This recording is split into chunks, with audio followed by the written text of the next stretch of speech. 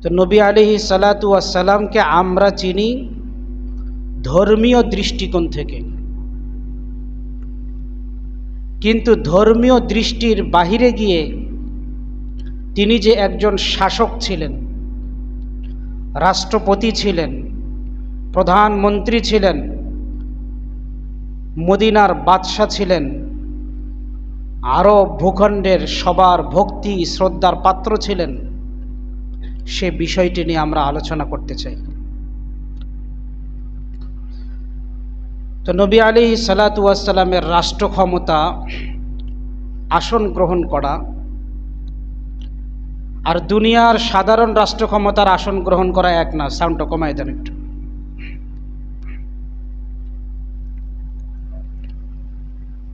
দুনিয়ার সাধারণত রাষ্ট্র ক্ষমতায় যারা বসে থাকে তারা ক্ষমতার লোভে সিংহাসনে বসে, ক্ষমতার জন্য। তাদের যদিও বাহ্যিকভাবে অনেক জিনিস সুন্দর করে তারা উপস্থাপন করে, জনগণের সেবা করবে, এ করবে, সে করবে, অমুক কাজ করবে, তমুক কাজ করবে, কিন্তু তাদের মূল উদ্দেশ্য থাকে ক্ষমতার চেয়ার। আর নবী আলাইহিস সালাতু ওয়াস সালামের উদ্দেশ্য শুধু ক্ষমতা ছিল না, বরং নবীজির উদ্দেশ্য হলো তানফিজু আহকামিল্লাহ, ক্ষমতায় বসে আল্লাহর বিধিবিধানকে দুনিয়াতে বাস্তবায়ন করা।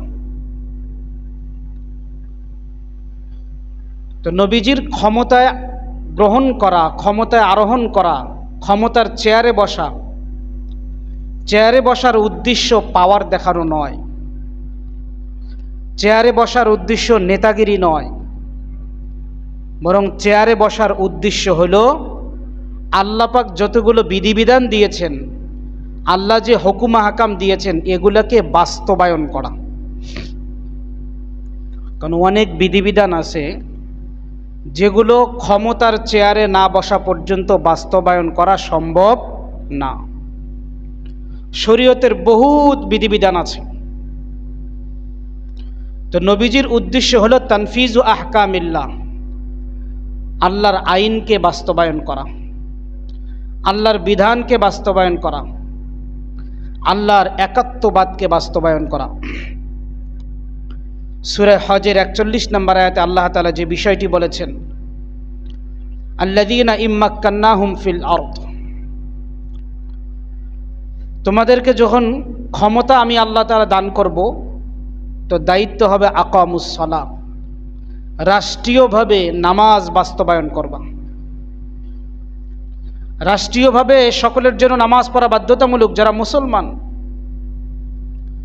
ওয়া আতাউজ যাকাত, রাষ্ট্রীয়ভাবে ধনীদের জন্য যাকাত দেওয়া বাধ্যতামূলক করে দিবা। ওয়া আমারু বিল মা'রুফ ওয়া নাহাউ আনিল মুনকার, রাষ্ট্রীয়ভাবে সৎ কাজের আদেশ, অসৎ কাজের নিষেধ, এই বিষয়গুলোকে বাস্তবায়ন করবা। তো আল্লাহ তাআলা যখন ক্ষমতার মধ্যে কাউকে বসাবেন, তা আল্লাহর পক্ষ থেকে ওই ব্যক্তির উপরে আল্লাহ পাকের নির্দেশনা হলো নামাজ বাস্তবায়ন করো, যাকাত বাস্তবায়ন করো, সৎ কাজের আদেশ বাস্তবায়ন করো, অসৎ কাজের নিষেধ বাস্তবায়ন করো। তাহলে এই আয়াতের থেকে বোঝা যায় কোনো মুসলমান ক্ষমতার চেয়ারে বসা এর অর্থ শুধু ক্ষমতা গ্রহণ করা না, নেতাগিরি করা না, বরং ক্ষমতার চেয়ারে বসলে তার করণীয় হলো রাষ্ট্রীয়ভাবে সকল মুসলমানরা যেন নামাজ আদায় করে, এটার জন্য কঠোর পদক্ষেপ তাকে গ্রহণ করা। রাষ্ট্রীয়ভাবে সকল মুসলমান যেন, ধনী যারা আছে তারা যেন যাকাত দেয়, সে আইন প্রণয়ন করা, সেটার ক্ষেত্রে কঠোরতা অবলম্বন করা।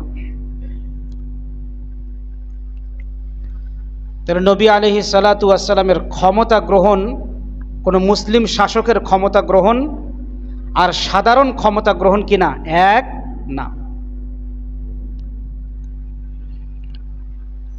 আল্লাহ কর্তৃক যেই দায়িত্ব আল্লাহ তাআলা নবী আলাইহিস সালাতু ওয়াস সালামকে দিয়েছিলেন, আমরা মুসলমান, আমরা বিশ্বাস করি আল্লাহ পাকের যেই বিধান এবং আল্লাহ পাকের যে আইন কানুন,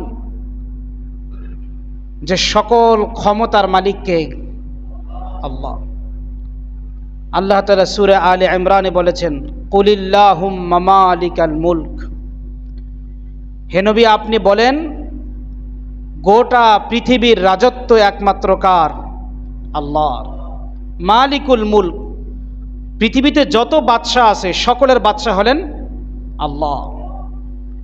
তাহলে দুনিয়ার যত জমিন আছে, লাহু মা ফিস সামাওয়াতি ওয়া মা ফিল আরদ, আসমান এবং জমিনের মধ্যে যা কিছু আছে এই সব কিছুর মালিক কে? আল্লাহ।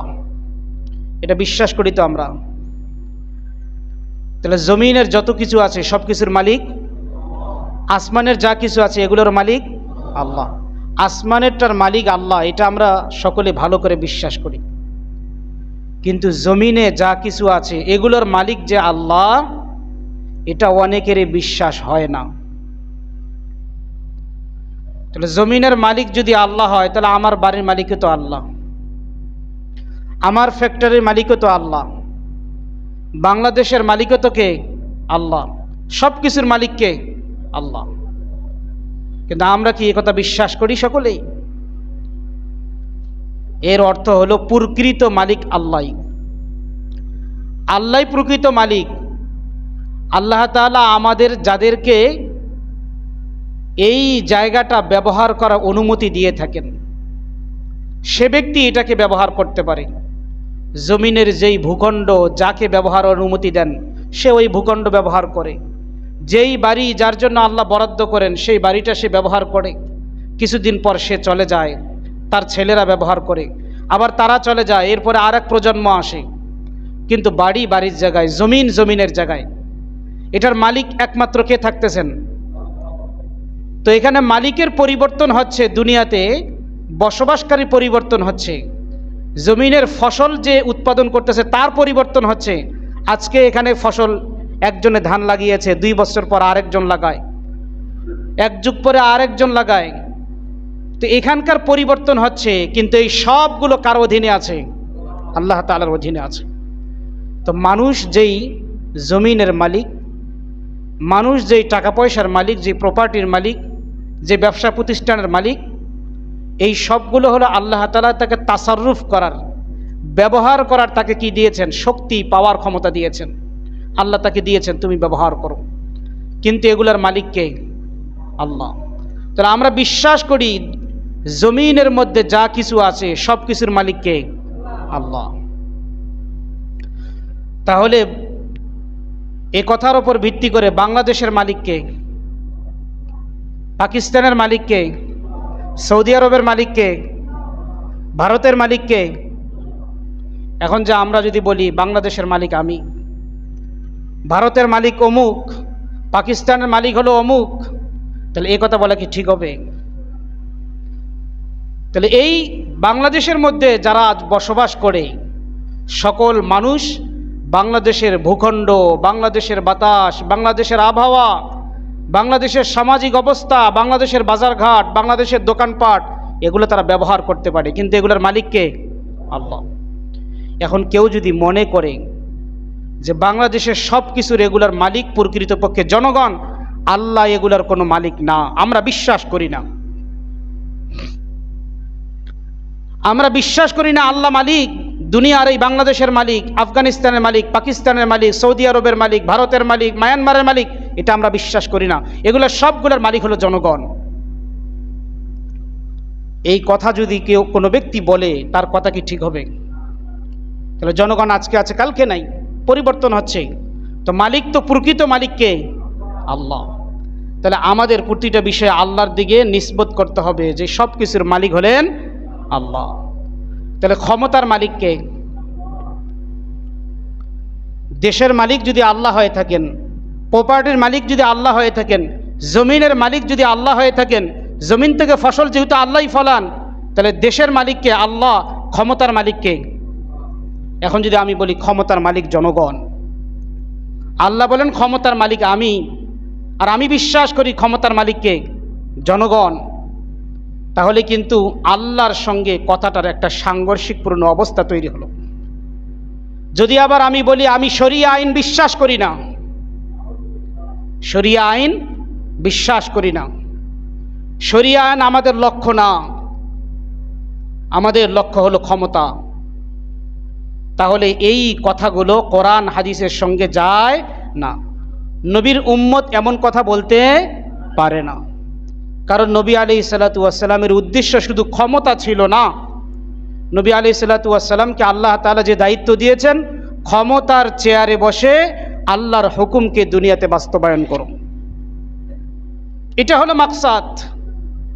অতএব কোনো মুসলমান যখন কোনো জায়গার মধ্যে আল্লাহ তাআলা তাকে যখন ক্ষমতার চেয়ারে বসাবেন, সে যদি আল্লাহর হুকুম বাদ দিয়ে শুধু ক্ষমতার লড়াই করে, ক্ষমতার বিষয়টাকে দেখে, তাহলে মরার পরে আল্লাহ তাআলার হুকুম বাস্তবায়ন না করার কারণে তাকে আল্লাহ তাআলার কাছে জবাবদিহি করতে হবে। আল্লাহর কাছে তাকে জবাবদিহি করতে হবে, কারণ আল্লাহ পাকের দায়িত্ব তোমাকে দেওয়া হয়েছিল, তুমি ক্ষমতায় বসে কি করবা? আল্লাহর হুকুম বাস্তবায়ন করবা, তুমি করো নাই। তো নবী আলাইহিসসালাতু ওয়াসসালামের রাষ্ট্র পরিচালনার একটা নীতিমালা হলো শুধু ক্ষমতায় বসা নয়, ক্ষমতায় বসে আল্লাহর হুকুমকে কি করা? বাস্তবায়ন করা। নবী আলাইহিসসালাতু ওয়াসসালাম, আমি বয়ানের শুরুতেই বলেছি যে নবীজিকে আমরা এতদিন দেখেছি একজন ধর্মীয় ব্যক্তিত্ব হিসাবে। আমরা যেহেতু তিনি মদিনা নামক রাষ্ট্র কায়েম করেছিলেন, পৃথিবীর সর্বপ্রথম লিখিত সংবিধান তার দ্বারাই তৈরি হয়। মদিনাতে তিনি মদিনা সনদ নামে একটা সংবিধান তৈরি করেছিলেন। রাষ্ট্র যখন পরিচালনা করেছেন, তিনি রাষ্ট্রপতি ছিলেন, বাদশাহ ছিলেন। তো তার রাষ্ট্র পরিচালনার সিস্টেমটা কি ছিল? দ্বিতীয় নাম্বার, নবী আলাইহিসসালাতু ওয়াসসালামের রাষ্ট্র পরিচালনার আরেকটা সিস্টেম ছিল, নীতিমালা ছিল, যে মানুষের মতামতকে তিনি গুরুত্ব দিতেন। তিনি মানুষের মতামতকে গুরুত্ব দিতেন। সূরা আলে ইমরানের 159 নম্বর আয়াতে আল্লাহ তাআলার এটা নির্দেশ ছিল, শাবিরহুম ফিল আমর, যে কোনো বিষয়ে তুমি পরামর্শ করো। পরামর্শ করার পরে যখন একটা সিদ্ধান্তে উপনীত হও, ফাইদা আযামতা ফাতাওয়াক্কাল আলাল্লাহ, কোনো একটা সিদ্ধান্ত যখন গ্রহণ করো তো আল্লাহর উপরে ভরসা করে তুমি ওইটা কাজ করো, ওই কাজের দিকে অগ্রসর হও। তো নবী আলাইহিসসালাতু ওয়াসসালাম যখন দেশের বড় কোনো কাজ করতেন, বড় কোনো বিষয় আসতো, প্রতিটা বিষয়ের ক্ষেত্রে জনগণের সাথে পরামর্শ করতেন, সাহাবায়ে কেরামের সাথে পরামর্শ করতেন।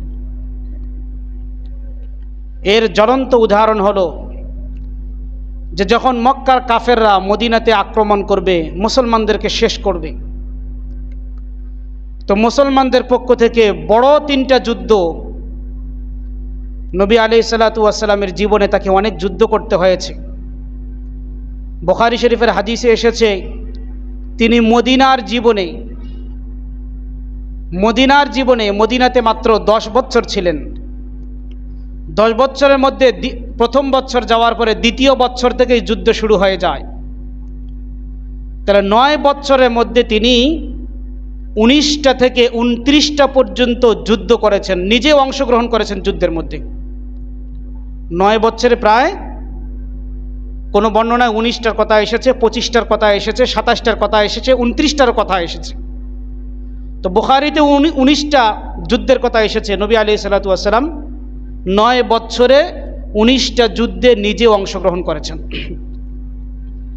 এবং এর বাইরে আরও অনেকগুলো যুদ্ধ করা লেগেছে, যেগুলো সাহাবায়ে কেরামের দ্বারা করানো হয়েছে। এই যুদ্ধের সংখ্যা কেউ বলেছেন 63টা, কেউ 70টা। হাফেজ ইবনে হাজার আসকালানী রহমতুল্লাহ আলাইহি বুখারী শরীফের ব্যাখ্যা গ্রন্থে লিখেছেন যে সমস্ত যুদ্ধ মিলে সাহাবায়ে কেরামকে এই রসুলের 10 বছরের জীবনে, 9 বছরের জীবনে প্রায় 100-র মতো যুদ্ধ করা লেগেছে। এই ইসলামিক রাষ্ট্রটাকে টিকিয়ে রাখার জন্যে, ইসলামিক এই রাষ্ট্র মদিনা রাষ্ট্রটাকে টিকিয়ে রাখার জন্যে, ইসলামকে টিকিয়ে রাখার জন্যে প্রায় 100-র মতো তাকে যুদ্ধ করা লেগেছে। এর মধ্যে কম পক্ষে তিনি 19টা যুদ্ধে নিজে অংশগ্রহণ করেছেন। যেগুলোকে গজওয়া বলা হয়।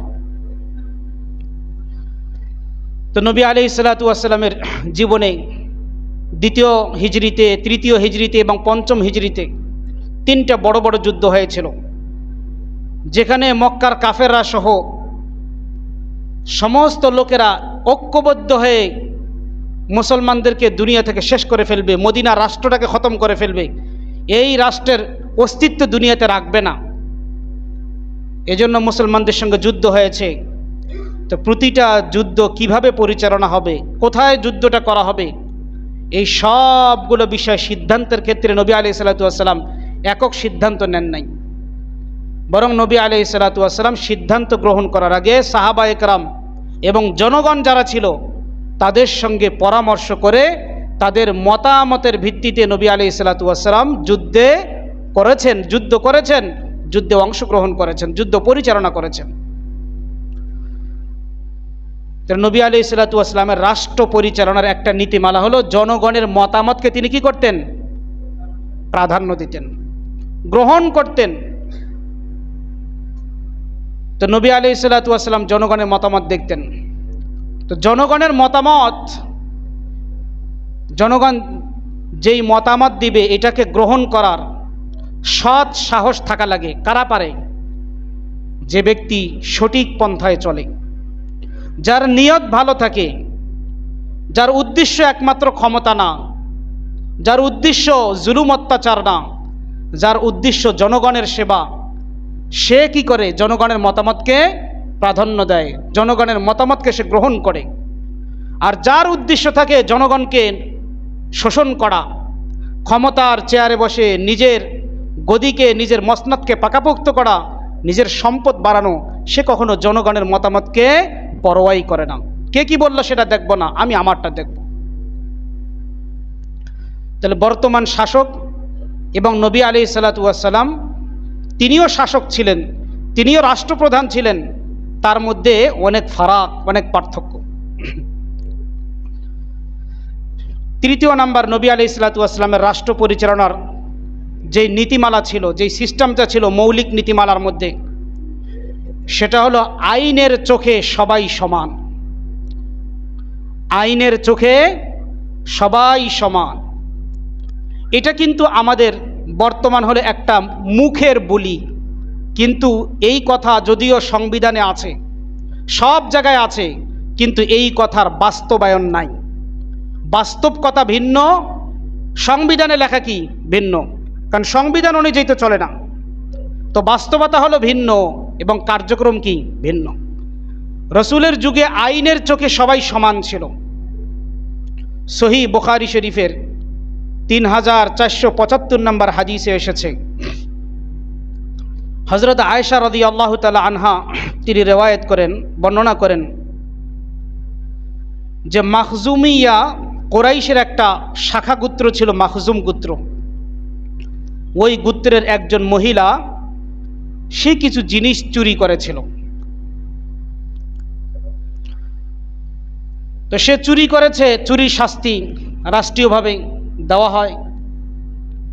কোরআনে মাজিদের মধ্যে আল্লাহ তাআলা ঘোষণা করেছেন, ওয়াসসারিকু ওয়াসসারিকাতু ফাকতাউ আইদিয়াহুমা, চোর এবং চুন্নি যে চুরি করবে সে পুরুষ হোক আর নারী হোক, চুরির পরিমাণ অনুযায়ী যে কি পরিমাণ চুরি করেছে এর উপর নির্ভর করে রাষ্ট্র নির্ধারণ করে ফাকতাউ আইদিয়াহুমা, আল্লাহ পাকের বিধান হলো যে তাদের হাত কেটে দাও। চুরি করলে কোরআনের বিধান, চোর হইল হাত কাটো, নারী চোর হইল হাত কাটো, পুরুষ চোর হইল হাত কাটো, যে চুরি করবে তার উপরে আইন প্রয়োগ। তো মাখজুমি গোত্রের যেই মহিলা চুরি করেছে, তো এই মহিলার যেন হাত কাটা না হয়, তার উপরে যেন শাস্তিটা একটু হালকা করা হয়, এজন্য লোকেরা পরস্পর তারা নবী আলাইহিসসালাতু ওয়াসসালামের কাছে এই প্রস্তাবখানা পেশ করবেন, কিন্তু কেউ বলার সাহস করছে না। তো নবী আলাইহিসসালাতু ওয়াসসালাম তার পালক নাতি উসামা ইবনে যায়েদ, রাসূলের পালক পুত্রের নাম হলো পালক ছেলে, রাসূল যাকে ছেলের মতো করে আদর করতেন, নিজের ঘরে পালতেন, তার নাম হলো যায়েদ রাদিয়াল্লাহু তাআলা আনহু। যায়েদের ঘরে ছেলে উসামা রাদিয়াল্লাহু তাআলা আনহু, তো রাসূলের নাতি, পালক নাতি। তো তো রাসূল তাকে মহাব্বত করতেন। সাধারণত দাদারা নাতিকে কি করে? মহাব্বত করে। তো রাসূল এই নাতিকে খুব মহাব্বত করতেন। তো সবাই মিলে পরামর্শ করলো যে রাসূল যেহেতু তাকে মহাব্বত করে, অতএব তার মাধ্যমে রাসূলের কাছে আমরা কি করি? প্রস্তাবটা পেশ করি। তো উসামা রাদিয়াল্লাহু তাআলা আনহু নবীজির কাছে গিয়ে বিষয়টা তাদের পক্ষ থেকে প্রস্তাব পেশ করলেন। তো নবীজি এ কথা শোনার পরে উসামা রাদিয়াল্লাহু তাআলা আনহুকে বললেন, আতাশফাউ ফি হাদ্দিম মিন হুদুদিল্লাহ, তুমি কি আল্লাহর বিধানের ক্ষেত্রে আমার কাছে সুপারিশ করছো? আমি আল্লাহর বিধান দুনিয়াতে বাস্তবায়ন না করি, এ কথার তুমি দাবিদার? নবী আলাইহিস সালাতু ওয়াস সালাম রাগান্বিত হলেন। এরপরে সাহাবা একরামকে ডেকে নবী আলাইহিস সালাতু ওয়াস সালাম ভরা মজলিসে একটা বক্তব্য দিলেন। ওই বক্তব্যের মধ্যে নবী আলাইহিস সালাতু ওয়াস সালাম বলেছিলেন, ইন্নামা আহলাকাল্লাযীনা ক্বাবলাহুম আন্নাহুম কানু ইযা সারিকা ফীহিমুশ শরীফু তারাকুহু ওয়া ইযা সারিকা ফীহিমুদ দাঈফ আকামু আলাইহিল হাদ। নবীজি বলেন যে ইতিপূর্বে আল্লাহ তাআলা অনেক জাতিকে ধ্বংস করেছেন এবং তারাও ধ্বংস হয়েছে। কি কারণে ধ্বংস হয়েছে? যে তাদের মধ্যে ভদ্র মানুষ, সম্ভ্রান্ত মানুষ, ক্ষমতার চেয়ারে যারা আছে তারা যদি চুরি করত তাহলে তাকে ছেড়ে দেওয়া হইতো, তাকে শাস্তি দেওয়া হইতো না।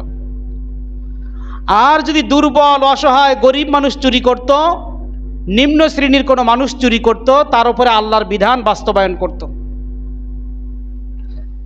তো এই কারণে আল্লাহ তাআলা একটা জাতিকেই, ইতিপূর্বে বহুত জাতিকে আল্লাহ তাআলা কি করেছেন? ধ্বংস করেছেন। অপরাধটা কি? বড় লোকের ক্ষেত্রে মাফ, বড় বংশের ক্ষেত্রে মাফ, এমপি মন্ত্রীর ক্ষেত্রে মাফ, মেম্বার চেয়ারম্যানের ক্ষেত্রে মাফ, বড় অফিসারের জন্য মাফ। তারা যখন দুর্নীতি করে, দুর্নীতিটাও তো একটা চুরি, চুরি না এটা? তো এটাকে আমরা চুরি বলতেও রাজি না, এটার জন্য শব্দটাই আমরা কি চেঞ্জ করেছি, শব্দ কি বলি? দুর্নীতি করে। এটাকে চুরি আমরা বলি না, এটাকে দুর্নীতি বলি। আর যখন গরিব মানুষ কোনো চুরি করে, এটাকে বলি কি? সে চুরি করেছে। তো গরিবেরটা হয় চুরি, আর বড়লোক যেটা করে, অফিসাররা যেটা করে, এটাকে বলে কি? দুর্নীতি। ওটাও তো চুরি। ওটার ক্ষেত্রে হলো কি? আমাদের আইন ভিন্ন, গরিবের ক্ষেত্রে আইন ভিন্ন। তো সেক্ষেত্রে বিষয়টা যে যখন আইন ক্ষেত্রে সমান হয় না, তো নবী আলাইহিস সালাতু ওয়াস সালাম বলেছেন যে ইতিপূর্বে অনেক জাতি ধ্বংস হয়েছে। এরপরে নবীজি আল্লাহর কসম করে বলেন, ওয়াইমুল্লাহ, আল্লাহর কসম করে আমি বলি, ও সাহাবা একরাম জেনে রাখো, ও মদিনার জনগণ জেনে রাখো, লাউ আন্না ফাতেমা বিনতে মুহাম্মদ সারাকাত লাকাতাতু ইয়াদাহা, যদি আমার মেয়ে ফাতেমা সেও যদি কারো কোনো জিনিস চুরি করত, আমি মুহাম্মদ সবার সামনে তার হাত কেটে দিতাম। আমার মেয়ে যদি চুরি করত, নবীর পরিবারের কেউ যদি চুরি করত, তার উপরেও শরীয়তের আইন বাস্তবায়ন করতাম। তাহলে এটা হলো নবী আলাইহিস সালাতু ওয়াস সালামের আইনের চোখে সবাই সমান। আর আমাদের অবস্থা কি? নিজের দলের হলে তার ক্ষেত্রে আইন মওকুফ, নিজের বংশের হলে তার জন্য আইন ভিন্ন, বড়লোক হয়েছে তার জন্য আইন ভিন্ন, সে ভিআইপি হয়েছে, সিআরপি হয়েছে, তার জন্য আইন ভিন্ন, সে অফিসার হয়েছে, পুলিশ হয়েছে, আর্মি হয়েছে, বিডিআর হয়েছে, তার জন্য আইন ভিন্ন। তো এই জন্য নবী আলাইহিস সালাতু ওয়াস সালামের রাষ্ট্র পরিচালনার নীতিমালা ছিল আইনের চোখে সবাই সমান, কারো উপরে কম বেশি না, সবাই সমান। তো এই কথা আমাদের সংবিধানের মধ্যেও আছে, আমাদের দেশেও আছে, কিন্তু বাস্তবায়ন নাই। নবী আলাইহিস সালাতু ওয়াস সালামের যুগে এটার কি ছিল? বাস্তবায়ন ছিল। চতুর্থ নাম্বার, নবী আলাইহিস সালাতু ওয়াস সালামের রাষ্ট্র পরিচালনার মৌলিক নীতিমালার মধ্যে আরেকটা ছিল ইনসাফ প্রতিষ্ঠা, জুলুম থেকে দূরে থাকা। ইনসাফ, সর্বত্র ইনসাফ প্রতিষ্ঠা। সূরা নিসার 58 নম্বর আয়াতে আল্লাহ তাআলা নির্দেশ করেছেন, ইদা হাকামতুম বাইনান নাস, যখন মানুষের মাঝে তুমি ফায়সালা করো, আং তাহকুমু বিল আদল, ইনসাফের সাথে ফায়সালা করো। যে কোনো বিষয় তুমি ইনসাফের সাথে ফায়সালা করো। তোমার বংশের জন্য হলে এক রকমের ফায়সালা, অন্য বংশের হলে আরেক রকমের ফায়সালা। তুমি বাড়িওয়ালা, তোমার জন্য এক ফায়সালা, আর সে ভাড়াটিয়া, তার জন্য আর এক ফায়সালা। তোমার বংশের লোক এই জন্য এক রকমের ফয়সালা, আরেক বংশের লোক তার জন্য আরেক রকমের ফয়সালা না। ইনসাফ হলো যে অপরাধী তার ক্ষেত্রে হবে বিষয়। কারণ অপরাধী যেই হোক, সমস্যা যেই করুক, দোষ যার, সেই অপরাধ হিসেবে গণ্য। কিন্তু আমাদের সমাজের অবস্থা কি? সমাজের অবস্থা হলো টাকা যার, ফয়সালা হলো তার, ফয়সালা তার পক্ষে। ক্ষমতা যার, ফয়সালা কি তার পক্ষে। কিন্তু নবী আলাইহিসসালাতু ওয়াসসালামের রাষ্ট্র পরিচালনা সিস্টেম এটা ছিল না।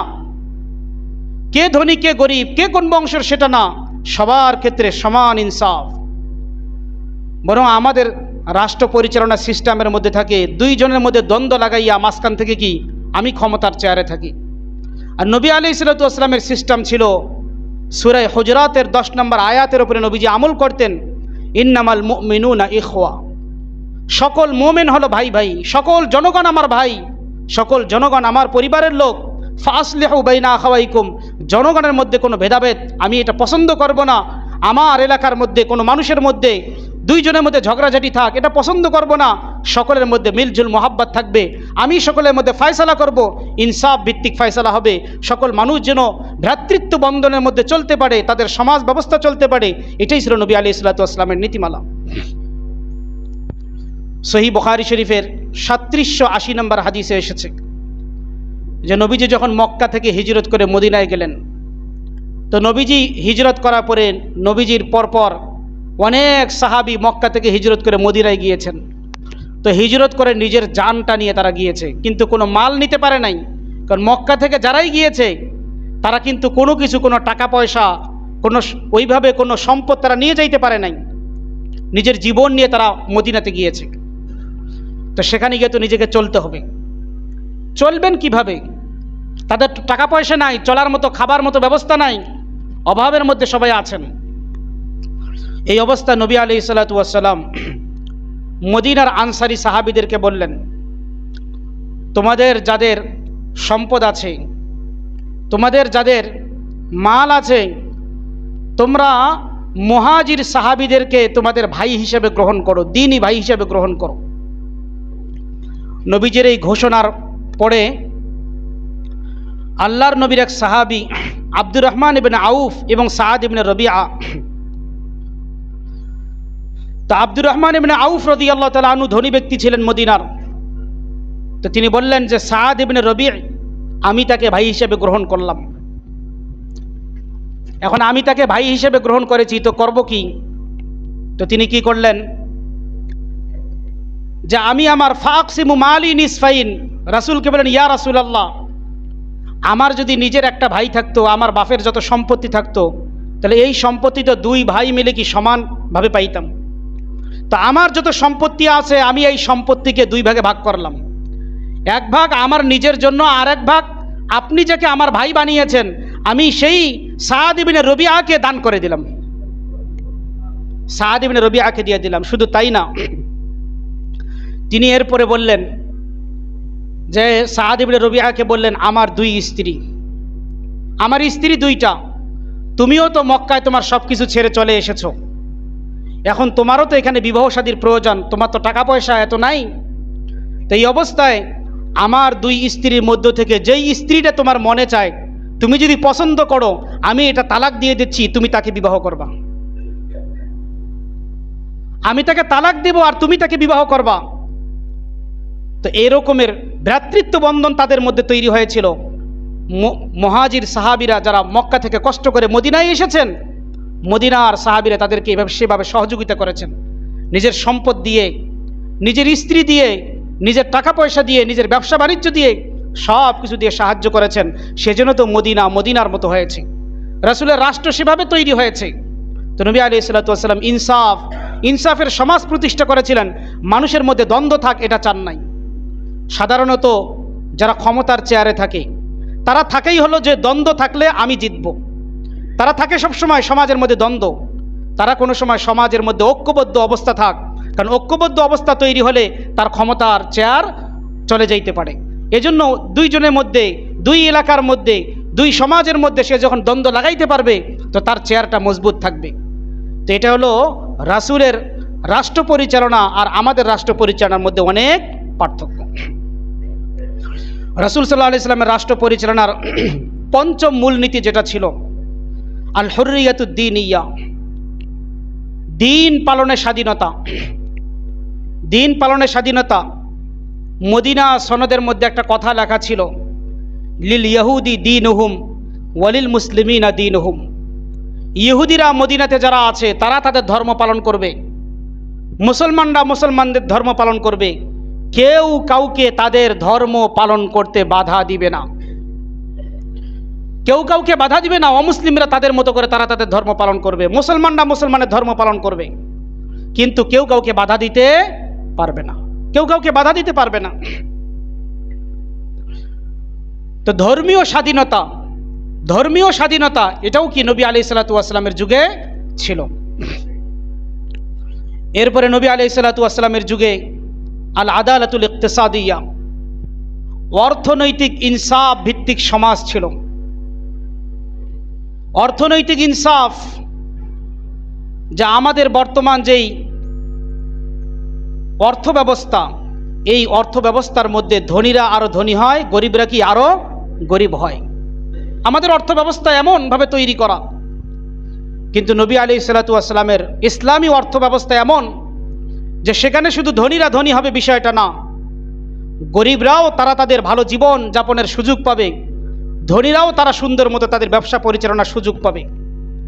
তো নবী আলাইহিসসালাতু ওয়াসসালাম অর্থনৈতিকভাবেও ইনসাফ কায়েম করেছিলেন, যে কারণে পরবর্তীতে মদিনার রাষ্ট্র এই 10 বছর সময়ের মধ্যে এমন তৈরি হয়ে গেল, রাষ্ট্রটা 10 বছরের মধ্যে এমন রাষ্ট্র তৈরি হলো যে যাকাত নেওয়ার মতো লোক পাওয়া যাইত না। সুবহানাল্লাহ।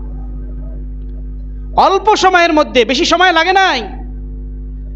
আমাদের দেশে তো যারা ক্ষমতায় আসার পরে তারা ভীষণ কি 50, ভীষণ 40, ভীষণ 30, অমুক বিভিন্ন ভীষণ তারা কি প্রণয়ন করে যে এতদিনের মধ্যে আমরা রাষ্ট্রকে ছিল অমুক দেশ বানাবো, এ দেশ বানাবো, ওই দেশ বানাবো, কিন্তু ভিতর দিক থেকে সব নষ্ট করে ফেলে। আর রাসূল সাল্লাল্লাহু আলাইহি সাল্লাম মাত্র 10 বছর ছিলেন, এর মধ্যে প্রায় 100-র মতো যুদ্ধ করেছেন। আবার এই সময়ের মধ্যে এমন সুন্দর রাষ্ট্র করেছেন যে রাষ্ট্রের মধ্যে মারামারি নাই, কাটাকাটি নাই, কোনো কিছু নাই, সব শান্তি আর শান্তি। এমনকি যাকাত নেওয়ার মতো লোক নাই। রাষ্ট্রীয়ভাবে তিনি সকল মানুষের জন্য ইনসাফ প্রতিষ্ঠা করেছেন। তো অর্থনৈতিক ইনসাফও সেখানে ছিল। যখন নবী আলাইহিসসালাতু ওয়াসসালাম রাষ্ট্রীয়ভাবে কি করেছেন, তিনি ক্ষমতার চেয়ারে বসেছেন, আল্লাহর বিধান তিনি বাস্তবায়ন করেছেন। নবী আলাইহিসসালাতু ওয়াসসালামের রাষ্ট্র পরিচালনার আরেকটা মৌলিক নীতিমালা ছিল আল ওয়াফা বিল উহুদ ওয়াল মাওয়াসিক, অঙ্গীকার, চুক্তিনামা, এগুলোকে নবী আলাইহিসসালাতু ওয়াসসালাম পরিপূর্ণভাবে বাস্তবায়ন করতেন। সেটা আর আন্তর্জাতিক চুক্তি হোক, আর রাষ্ট্রীয় চুক্তি হোক, আর এলাকাভিত্তিক চুক্তি হোক, কারোর সঙ্গে যখন কোনো ওয়াদা করা হইতো, কোনো চুক্তি করা হইতো, এই চুক্তি কখনোই নবী আলাইহিসসালাতু ওয়াসসালাম লঙ্ঘন করতেন না। যার সঙ্গে যেই চুক্তি হয়েছে, দলের সঙ্গে দলের চুক্তি, ধর্মের সাথে ধর্মের চুক্তি, ব্যক্তির সাথে ব্যক্তির চুক্তি, ব্যবসায়িক চুক্তি, যে কোনো চুক্তি, কোনো চুক্তিকে নবী আলাইহিসসালাতু ওয়াসসালাম লঙ্ঘন করতেন না। এর বড় উদাহরণ সুনানে আবু দাউদ শরীফের 2758 নম্বর হাদিসে এসেছে। আবু রাফিয়া নামে একজন ব্যক্তি, মক্কা থেকে কাফেররা তাকে মদিনাতে পাঠিয়েছিল। সে আসার পরে বলে, ইয়া রাসূলুল্লাহ, আমার তো মুসলমান হইতে মনে চায়, মুসলমান হয়ে আমি এখানে থেকে যাই। নবী আলাইহিসসালাতু ওয়াসসালাম বললেন যে না, মক্কার কাফেরদের সঙ্গে আমাদের চুক্তি যে যারা যেখানে মক্কার মধ্যে যারা বসবাস করছে তারা সেখানে থাকবে, ওখান থেকে কেউ যদি এখানে আসে আমরা তাকে ফেরত পাঠাবো, আর আমাদের এখান থেকে কেউ যদি মক্কায় চলে যায় তারাও তাকে ফেরত পাঠাবে, এরকমের একটা চুক্তি আমাদের মধ্যে আছে। অতএব আমি তোমাকে এখানে জায়গা দিতে পারি না। মুসলমান হইতে চেয়েছেন, কিন্তু চুক্তির জন্য নবী আলাইহিসসালাতু ওয়াসসালাম চুক্তি ভঙ্গ করেন নাই। নবী আলাইহিসসালাতু ওয়াসসালামের আরেকটা মৌলিক নীতিমালা ছিল, তিনি সকলের জন্য ছিলেন উদার এবং রহমত। সকলের জন্য, মুসলমান, অমুসলিম, পশু পাখি, জীবজন্তু, সবার জন্য রহমত। যা আল্লাহ তাআলা সূরা আম্বিয়ার 107 নম্বর আয়াতে বলেছেন, ওয়ামা আরসালনাকা ইল্লা রাহমাতাল লিল আলামিন, আমি আপনাকে দুনিয়াতে রহমত স্বরূপ পাঠিয়েছি। তো নবী আলাইহিসসালাতু ওয়াসসালাম রহমতের কাজ করেছেন। আবু দাউদ শরীফের 2877 নম্বর হাদিসে এসেছে, নবী আলাইহিসসালাতু ওয়াসসালাম বলেন, আর রাহিমুন ইয়ারহামুহুমুর রহমান, ইরহামু আহলাল আরদি ইয়ারহামুকুম মান ফিস সামা। বলে যে যারা মানুষের উপরে দয়া করে আল্লাহ তাআলা তাদের উপরে দয়া করে। তুমি দুনিয়ার মানুষের উপরে রহম করো, আসমানওয়ালা তোমার উপরে কি করবে? রহম করবে। দুনিয়ার মানুষের উপরে তুমি দয়া প্রদর্শন করো, আল্লাহ তাআলা তোমার উপরে দয়া দেখাবেন, তোমার উপরে রহমত নাজিল করবেন। তো নবী আলাইহিস সালাতু ওয়াস সালাম সকলের ক্ষেত্রে ছিলেন কি? দয়াশীল ছিলেন। বিশেষ করে এতিম, অসহায়, বিধবা যারা, গরিব যারা, এদের ক্ষেত্রে নবী আলাইহিস সালাতু ওয়াস সালাম আরও দয়াশীল ছিলেন। হাদিসের মধ্যে এসেছে বুখারী শরীফে, আনা ওয়া কাফিলুল ইয়াতিম ফিল জান্নাতি হাকাযা, বলে আমি এবং এতিমদেরকে যারা দেখাশোনা করে, এতিমকে যারা লালন পালন করে, সে আর আমি জান্নাতের মধ্যে একই জায়গায় থাকবো। সুবহানাল্লাহ।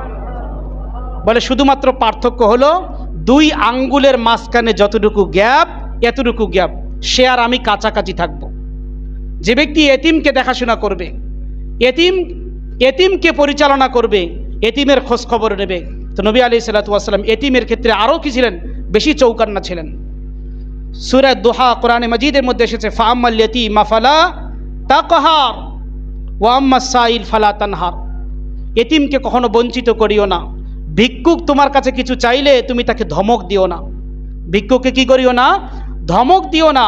তো নবী আলাইহিস সালাতু ওয়াস সালাম এই বিষয়গুলো, ভিক্ষুকের বিষয়, এতিমের বিষয়, অসহায় ব্যক্তিদের বিষয়, বিধবাদের বিষয়, এগুলো বিষয়ে খুব খেয়াল করতেন। দরিদ্রদের বিষয়ে খুব খেয়াল করতেন, যে সেখানে কোন মানুষ না খেয়ে আছে, কার কি অবস্থা আছে, এগুলো বিষয়ে তিনি দেখতেন। এবং তিনি বিনয়ী ছিলেন। তিনি একদিকে রাষ্ট্র পরিচালনা করেছেন এবং এমন বিনয়ী ছিলেন যে নবী আলাইহিস সালাতু ওয়াস সালাম রাস্তা দিয়ে চলার সময় বাচ্চাদেরকে সালাম দিতেন। নবী আলাইহিস সালাতু ওয়াস সালাম তিনি যখন কোথাও খাইতেন, মাটিতে বসে খাইতেন এবং খাবারের মধ্যে গোলামদেরকে সাথে নিতেন, সাধারণ মানুষকে সাথে নিতেন, সবাইকে একসাথে নিয়ে তিনি খাইতেন। তো বলেন, একজন এত বড় নেতা, যেখানে সাধারণ থেকে সাধারণ গ্রাম্য ব্যক্তিদেরকে সাথে নিয়ে তিনি একই দস্তরখানার মধ্যে খান।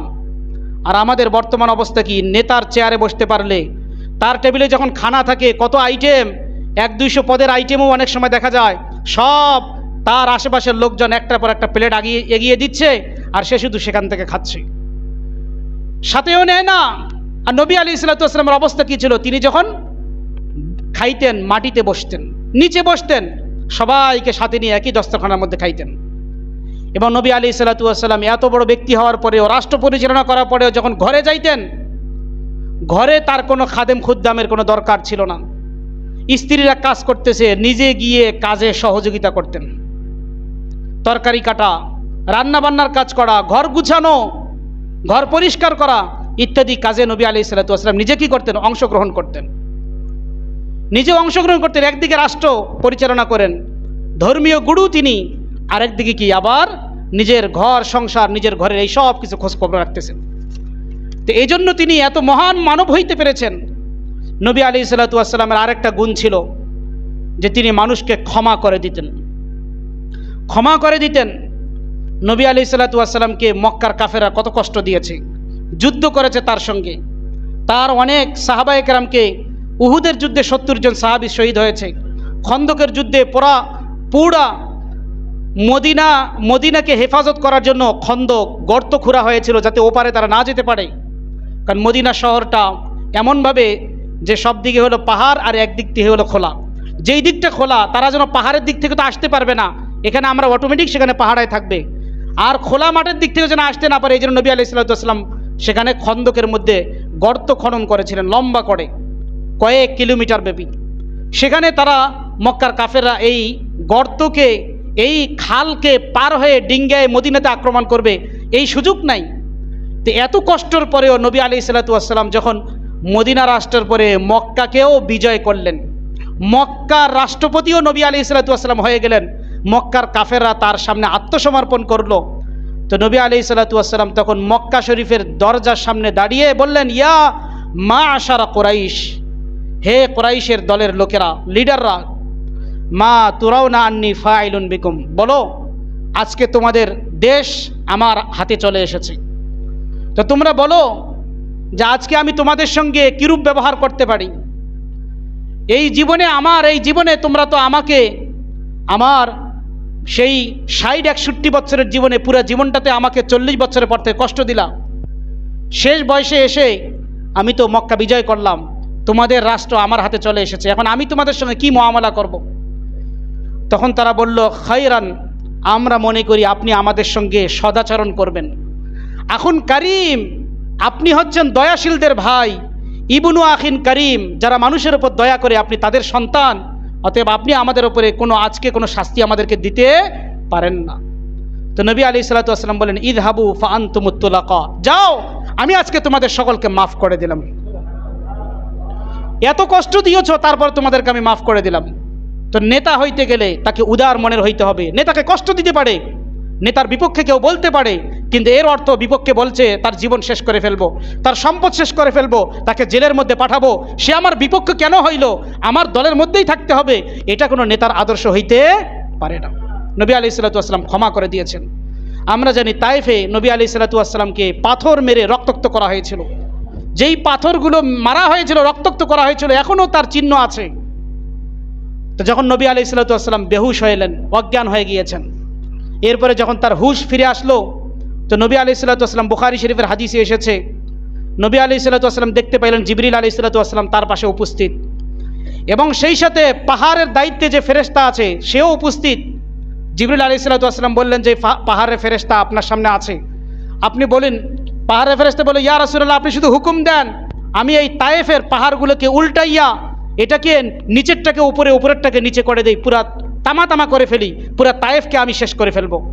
নবী আলাইহিস সালাম বললেন যে না, বাল আরজু আন ইউখরিজাল্লাহু মিন আসলাবিহিম, আমি তো আশা করি যে এদের বংশের থেকে আল্লাহ ভবিষ্যতে এমন কিছু সন্তান তৈরি করবেন, মাই আবুদুল্লাহ ওয়াহদাহু লা ইউশরিকু বিহি শাইআ, যারা এক আল্লাহকে বিশ্বাস করবে, আল্লাহর সঙ্গে শিরিক করবে না। তো আজকে যদি তাদেরকে ধ্বংস করে দাও, তাহলে এদের বংশের থেকে তো আল্লাহকে মাননেওয়ালা কোনো লোক থাকবে না। অতএব আমি কষ্ট পেয়েছি, থাক, তোমরা তাদেরকে ধ্বংস করিও না। এত কষ্টের পরেও তো নেতার একটা বড় গুণ, নেতা কি করতে হবে, বিপক্ষ দলের লোক হোক না কেন তাদেরকে ক্ষমা করতে হবে। এই গুণ যদি থাকে, তার নেতৃত্ব দীর্ঘদিন পর্যন্ত অটল থাকবে। তো নবী আলাইহিস সালামের এই বৈশিষ্ট্য, এই গুণের কারণে তিনি ইসলামিক রাষ্ট্র কায়েম করেছেন, দিনকে প্রতিষ্ঠা করেছেন, সুন্দর মতো রাষ্ট্র পরিচালনা হয়েছে, যা পৃথিবীর ইতিহাসে আজও পর্যন্ত বিদ্যমান। এজন্য আমরাও চেষ্টা করব যে আমরাও চাই আমাদের দেশের মধ্যে ইসলামিক রাষ্ট্র কি হোক, কায়েম হোক। যারা ক্ষমতায় আসবেন তারা যেন ইসলামকে মেনে ইসলামকে বাস্তবায়ন করেন, আমরা এটা আশা করি। নবী আলাইহিস সালামের জীবন, আমরা মুসলমানরা যেন নবীজিকেই ফলো করি, কোরআনকেই ফলো করি। আল্লাহ আমাদের সকলকে ইসলামের উপরে থাকার তৌফিক দান করুন। যারা সুন্নত পড়ে নেই, ক্বাবলাল জুমআ 4 রাকাত